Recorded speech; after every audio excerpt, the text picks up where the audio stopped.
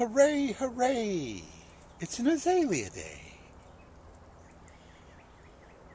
And if you want to win a bet at a bar, because you have to go to bars to bet, you cannot bet anywhere else but a bar, go ask a drunk, botanically, phylogenetically, taxonomically, and right there you have already blown them away because they have no idea what you're talking about.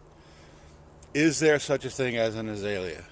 And of course, they'll go, well, of course there's an azalea. They have flowers in the spring and azaleas.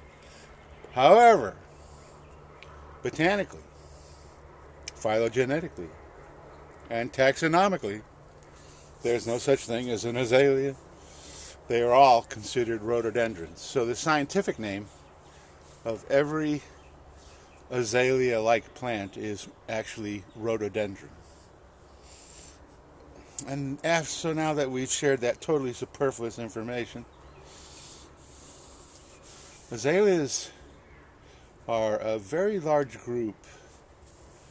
And by the way, what we call rhododendrons are usually much, much larger shrubs that can get 10, 12 feet or more. And azaleas are typically 6 feet, and sometimes the dwarfs are even less than that. Anyway, there are 3 different large classes of azaleas. There's kurume, which are not capable of growing this far south. Then there's satsuki, which I also thought that they would struggle here. But I acquired a couple of satsuki azalea that I will show you once they're blooming, because they bloom a lot later, that are thriving, so who knows. And then there's the indica variety. And so if you go to like a local nursery around here and you just want to buy an azalea for your landscape, you're going to be buying the indica variety. And even so, we are still very, very, very far south, even for indica variety azaleas. They're not a popular plant. There is a neighborhood that is actually what's called an oak hammock. So it's a area that is lower, so the soil stays more moist, and there's all kinds of oaks, live oak mainly, that grow in that oak hammock. And many houses in that neighborhood have azaleas growing, and they do just fine. They do just fine. However, that's about the only place you see them around where I live here. These 3 little guys are called Duchess of Cypress. They're dwarf, and they're just so pretty. And there's actually 3 of them, although I've got them jammed together. And this is pretty late for them to be flowering. A lot of times they flower sometimes around December. However, we've had a very weird winter. Extremely warm days, followed by 2 or 3 days of considerable cold, and then extremely warm days, and then another 2 or 3 days of cold, and then at the end of January 31st, February 1st, we had 2 nights in a row where the temperature got down to 25. Record cold for this area, and I think it was record cold for a lot of the eastern United States. So I brought these guys inside, because even though they're hardy, quote unquote, if the soil freezes, it can kill any tree. So I brought them inside, brought them back outside as soon as the cold was over.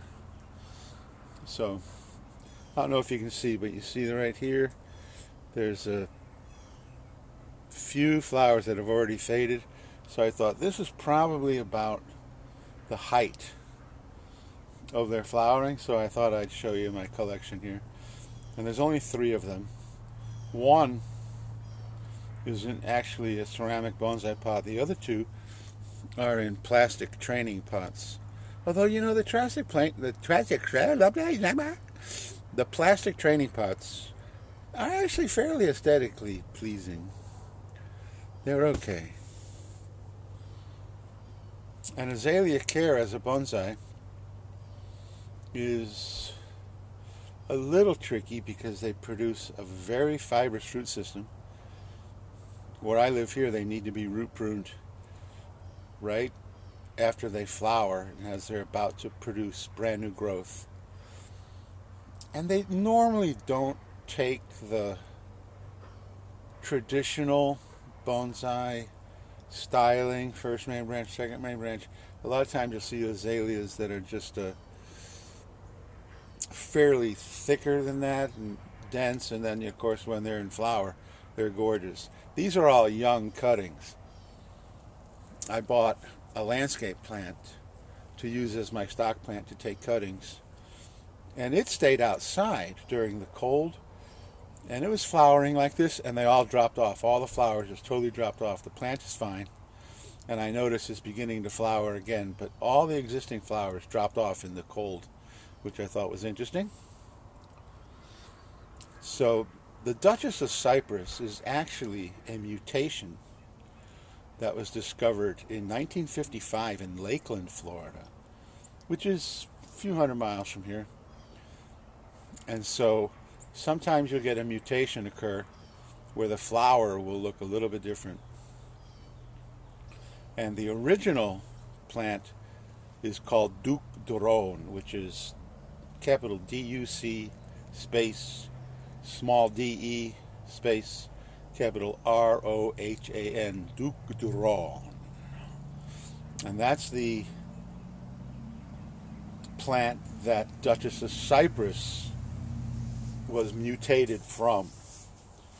And I don't know, I was looking at these and I saw, here we go right here. Okay, you see that guy right there? A completely different color flower. That is a Duc de Rhone flower. And so a lot of times your mutants will revert back to the original. And there's a perfect example of a Duc de Rhone, a more orange flower, darker color. And if I'm not mistaken, I think I saw another one on this guy here, a Duc de Rhone. Yes? No? Maybe? Maybe it fell off, because like you see these guys here, where just the, what is it, the stamen or the pistil? Those are old flowers. So let's look at this guy here. This guy is also a perfect example of a water shoot.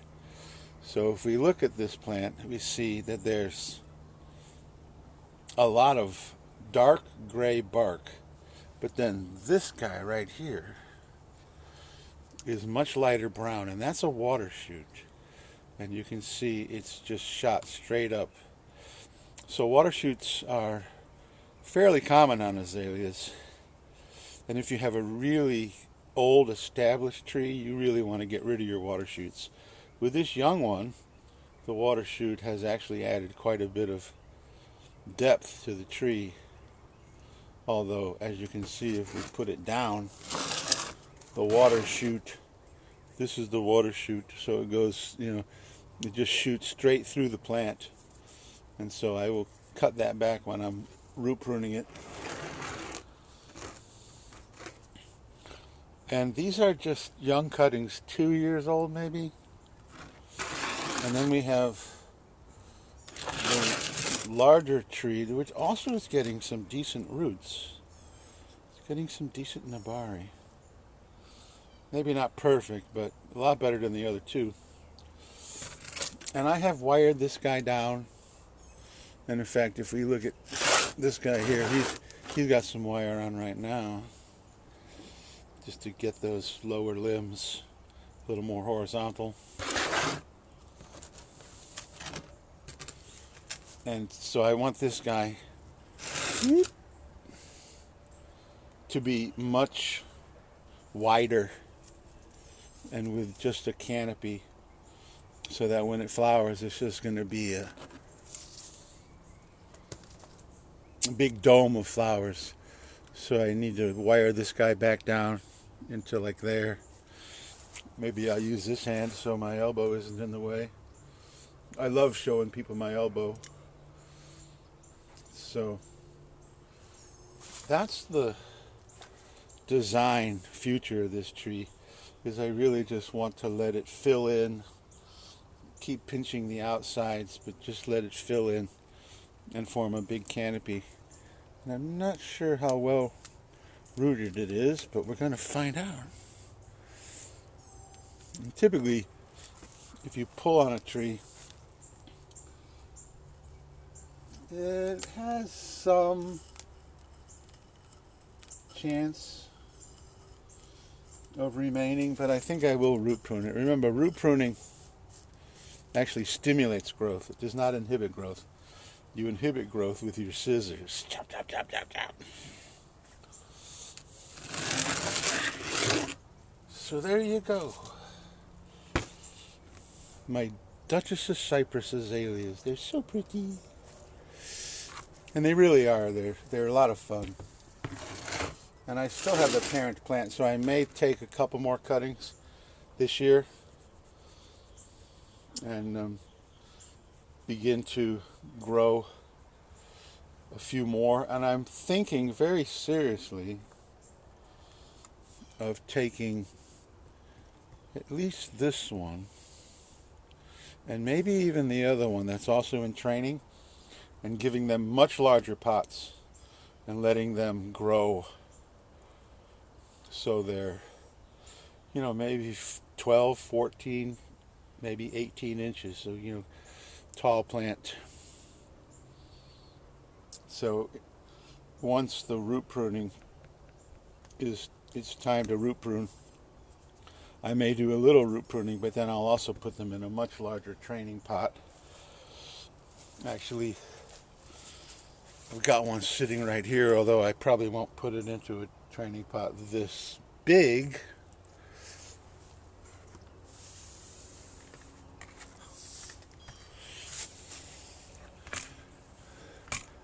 Oops, I dropped it, and it also hit the tripod.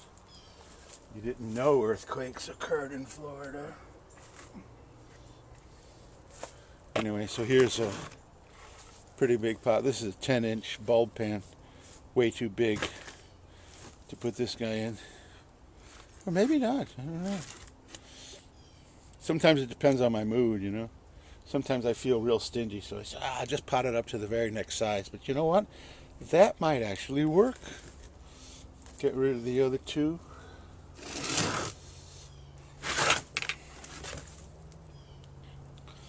And put him in there. I think that might work quite well. And let it just really take off. Azaleas are not apical dominant, so you can get the water shoots, but for the most part, you get, even like the trees that are in the landscape, in the oak hammock in the neighborhood where they live in the ground, none of them are really maintained the way they should be. So they're all kind of leggy and scraggly, but they form an irregular globe just all by themselves because they just don't have any apical dominance where they just shoot straight up. So once you put an azalea in a larger pot, it's going to sprout out all over the place. And of course there'll be some pinching and whatnot. But that's it for this video. I just wanted to show you how pretty the flowers are. And I do have a couple of Satsukis. They're called Gumpo. I have Gumpo white and Gumpo pink. These are indica. So if you live in the southern tier of states and you want to try an azalea and you need to go buy like a landscape plant, these are the indica variety dwarf. Gonna sneeze. No, wait till the camera's over. Anyway, indica, Duchess of Cypress. And if you want the darker flower, which is the more orange, this dude right here, those are called Duc de Ron. I love saying that.